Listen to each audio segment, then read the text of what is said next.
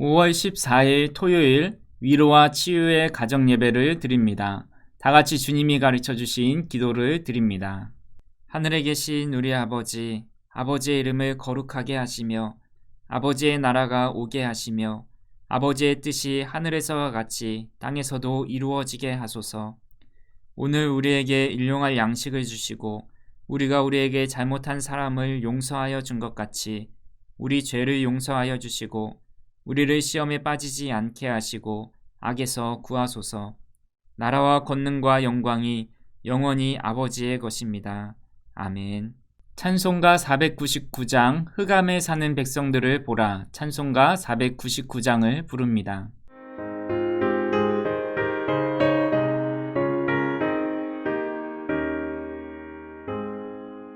흑암에 사는 백성들을 보라. 수많은 심령 멸망하겠네.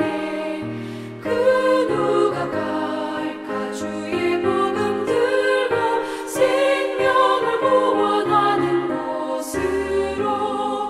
큰 권세 주께 있으니 큰 권세 주께 있으니 너는 가서 주의 복음 전하라. 주가 너 항상 지키리라. 구원의 문은 넓게 열렸으니 십자가 운명 일어나거라. 너희의 힘을 하나로 뭉쳐서 죄악의 쇠사슬을 끊어라. 큰 권세 주께 있으니 큰 권세 주께 있으니 너는 가서 주의 복음 전하라. 주가 너 항상 지키리라. 왜 너는 멸망길을 가려느냐. 주 음성 듣고 응답하여라. 널 구원하려 예수 죽었으니 생명의 참된 복음 전하라.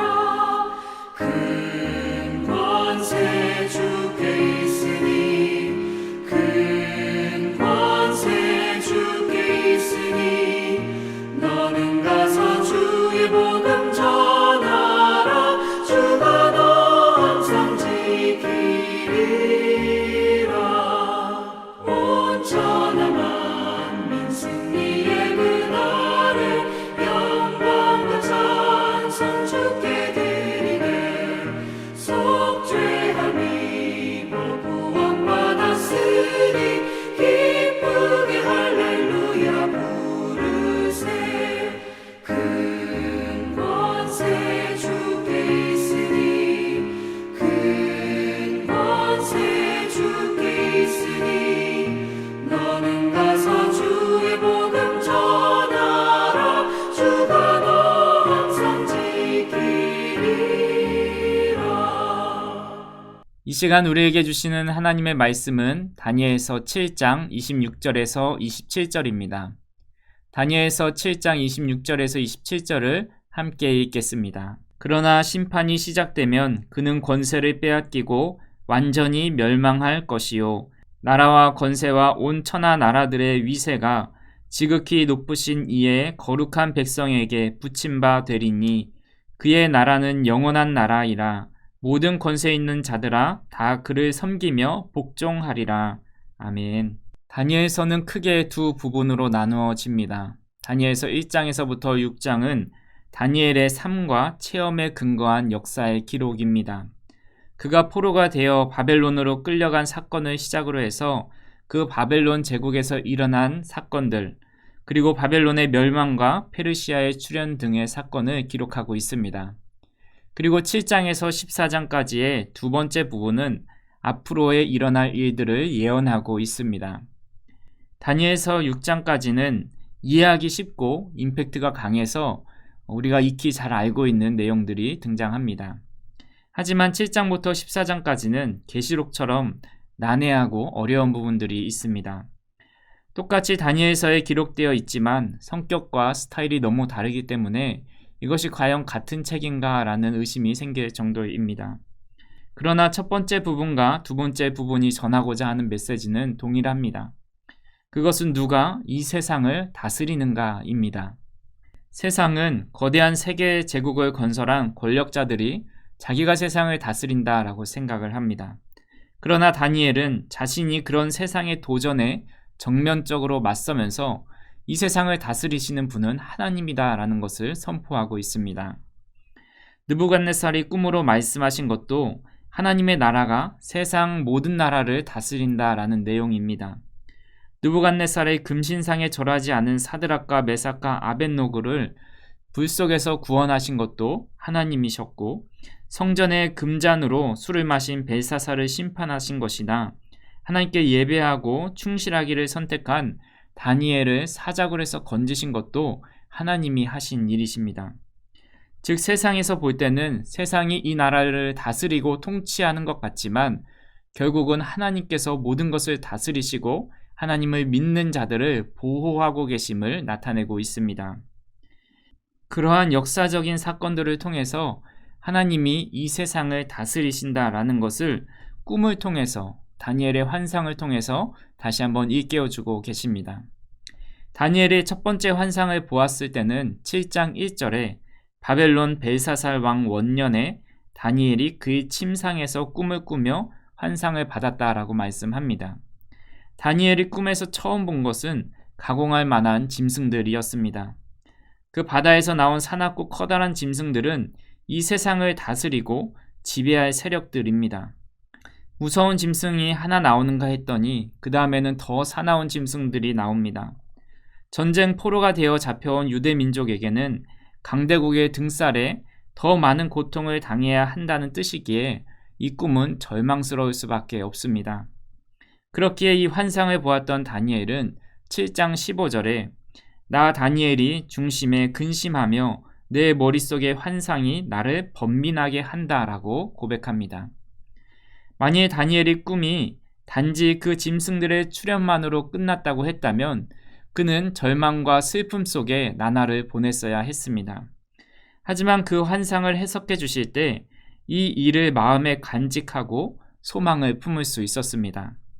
이 환상의 해석의 요점이 바로 오늘 우리가 읽은 본문의 말씀입니다. 오늘 본문 7장 26절에서 27절을 공동 번역으로 제가 다시 한번 읽어보겠습니다. 그러나 마침내 재판을 받아 주권을 빼앗기고 송두리째 멸망하여 버릴 것이며 천하 만국을 다스리는 권세와 영광이 지극히 높으신 하나님을 섬기는 거룩한 백성에게 모두 돌아올 것이다. 그 나라는 영원히 끝나지 않아 모든 나라가 그 나라를 섬기고 그 명을 따를 것이다. 이 세상을 다스리고 지배하는 세력들이 득세할 것 같고 그 세력 가운데 하나님의 백성들은 힘없이 죽어갈 것 같지만 전세가 역전됩니다. 세상을 다스리고 지배하는 어둠의 세력들은 심판을 받게 되고 권세를 빼앗기고 완전히 멸망합니다. 천하 만국을 다스리는 권세와 영광이 하나님의 백성들, 하나님을 믿는 성도들에게 돌려집니다. 그 나라는 영원히 끝나지 않을 것이고 모든 나라가 그 나라를 섬긴다라고 말씀하고 있습니다. 이 환상을 통해 우리에게 주시는 말씀은 하나님의 백성, 성도로 살아갈 때 항상 대적하는 세력이 있다라는 것입니다. 그 세력은 너무 강력해서 우리의 신앙과 가치관, 믿음을 단숨에 빼앗아 가버릴 수도 있습니다. 하지만 이 모든 것 위에 계시고 이 모든 것을 통치하시고 심판하시는 분이 바로 하나님이심을 말씀하고 있습니다. 아무리 강력한 짐승이 일어나고 불의한 세력이 성행한다 할지라도 결국 하나님 앞에 심판이 있고 천하 만국을 다스리는 권세와 영광을 하나님의 백성에게 돌려주신다라는 말씀입니다.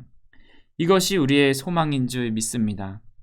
오늘도 우리가 감당할 수 없는 강력한 세상의 유혹과 우리를 포로로 만들어버리는 세상의 가치관과 물질 만능주의와 같은 정욕 가운데 하나님이 심판하시고 결국은 다스리셔서 그 모든 세상의 권세를 우리에게 주실 것이다 라는 것을 믿고 우리는 그 믿음의 길을 다니엘처럼 끝까지 걸어갈 수 있는 저와 우리 성도님들이 되시기를 주님의 이름으로 축원합니다. 함께 기도하겠습니다. 하나님께서 온 세상 만물을 통치하심을 믿고 믿음의 길을 끝까지 가게 하옵소서. 함께 기도합니다.